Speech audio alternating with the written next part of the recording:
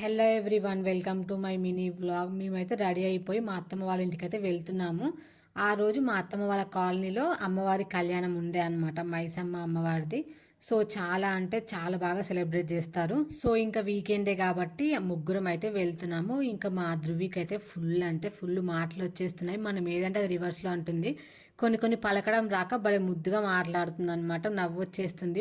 అంటే ఈ ఫేస్ చాలా బాగుంది, తన మాటలు వింటుంటే క్యూట్గా భలే అనిపిస్తుంది.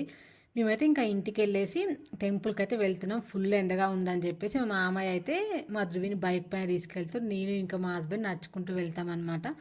జస్ట్ 2 మినిట్సే కానీ ఇంక ఎండ బాగుందని చెప్పేసి బైక్ పైన వెళ్తున్నారు. బాయ్.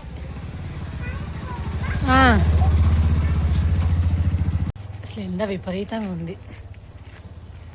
ఈ ఎండకి ఫంక్షన్స్ ఇలాంటివి అంటే అమ్మో అసలు ఇంపాసిబుల్ అనిపిస్తుంది. నాకు ఇంతకుముందు ఎంత ఎండకి వెళ్ళినా ఏమనిపించకపోతుండే, బట్ ఇంక మాత్రం అట్లా కాదు. ఎండ అంటే భయం వేస్తుంది అసలు. సో టెంపుల్కి అయితే వెళ్తున్నాం మేము. ఇదే అన్నమాట అమ్మవారి టెంపుల్. చాలా అంటే చాలా బాగా డెకరేట్ చేశారు. చిన్నగానే ఉంటుంది, పెద్దగా అట్లా అయితే ఏమి ఉండదు. కానీ చాలా పవర్ఫుల్ అమ్మవారు. అంటే కాలనీలో అందరూ బాగా నమ్ముతారు.